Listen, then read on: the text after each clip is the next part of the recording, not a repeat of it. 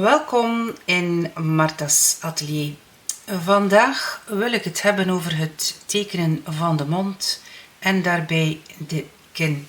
Ik heb hier een ruwe schets gemaakt van de schedel, waarbij je hier de neusholte ziet, de jukbeenderen, de bovenkaak of maxilla en de onderkaak of de mandibula.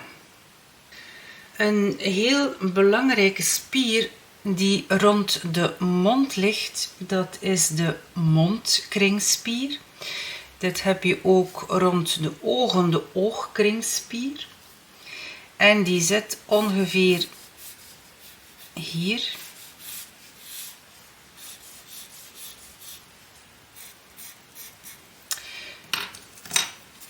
Hier heb je de lippen.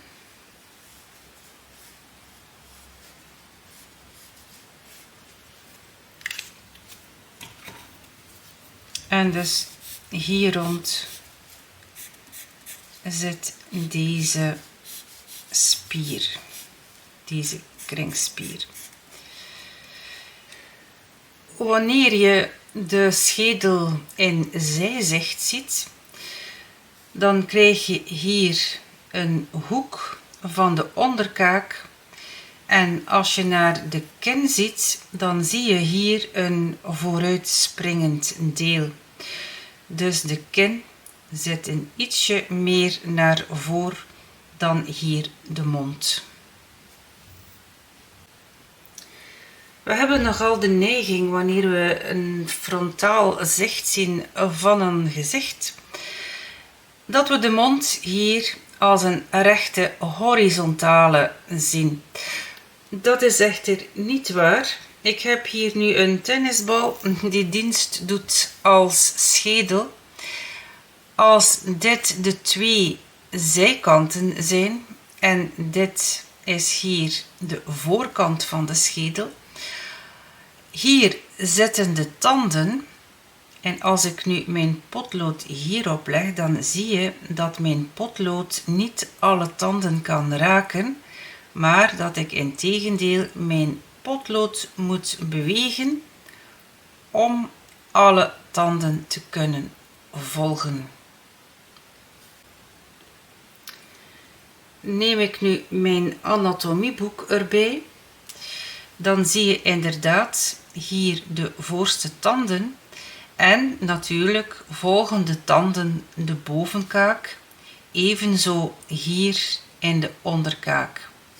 Dus als de tanden hier zitten, dan draaien die mee met de bovenkaak en de onderkaak. De mond die hierop ligt, draait natuurlijk ook wat mee met deze vorm van de schedel, waardoor je dus inderdaad niet een strikt rechte lijn ziet, maar een lijn die eventjes meegaat met de bovenkaak en de onderkaak. En zoals ik eerder zei, hier krijg je een uitstekend gedeelte van de kin, die wel belangrijk is wanneer je de kin tekent. Als je nu naar deze foto kijkt,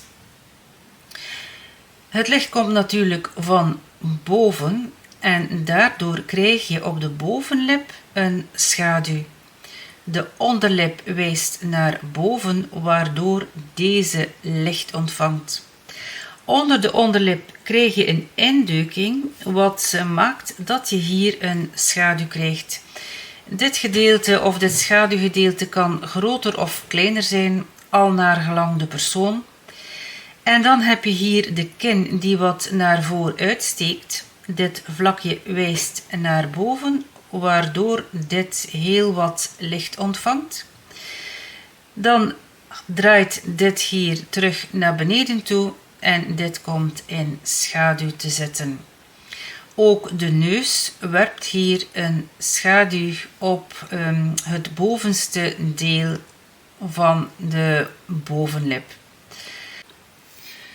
Een heel belangrijke is dan ook nog hier deze lijn tussen de boven- en de onderlip. Dit is hier een schaduw. Dus wat tussen deze twee lippen zit, is zeer belangrijk om het karakteristieke van iemands mond weer te geven.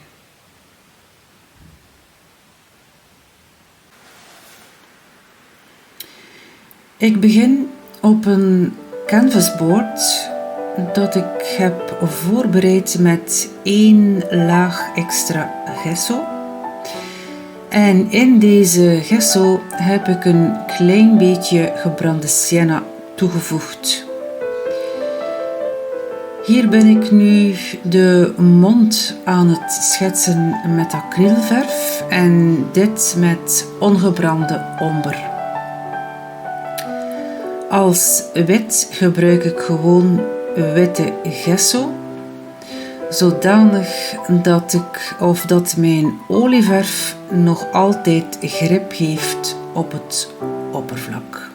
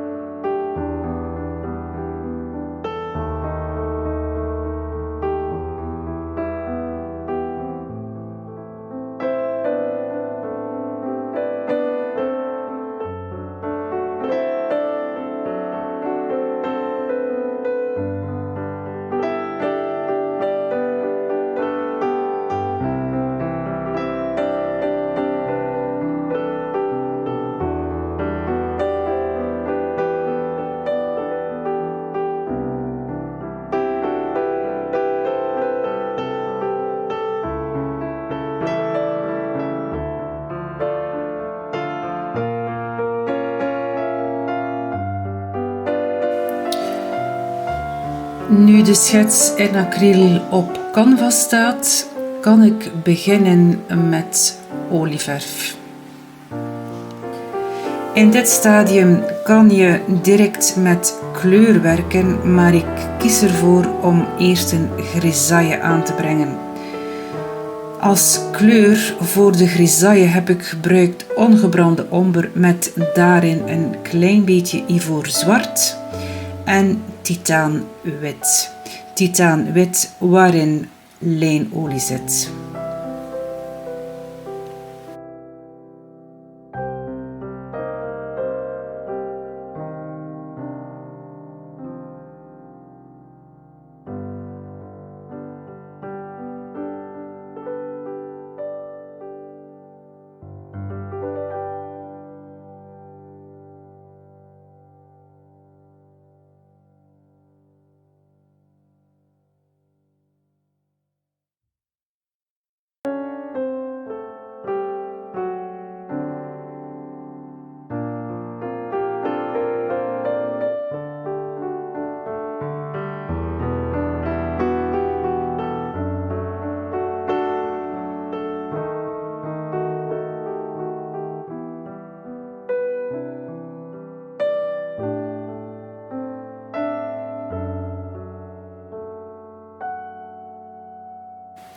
Dit geheel laat ik drogen en dan begin ik met kleur. Als kleuren heb ik gebruikt de kleuren van het zonnepalet, zijn de cadmium, rood, ivoorzwart en gele oker. En ik heb deze kleuren aangebracht via glacis. En dit is dan het uiteindelijke resultaat geworden. Hopelijk vonden jullie het interessant en tot in een volgende video. Dag!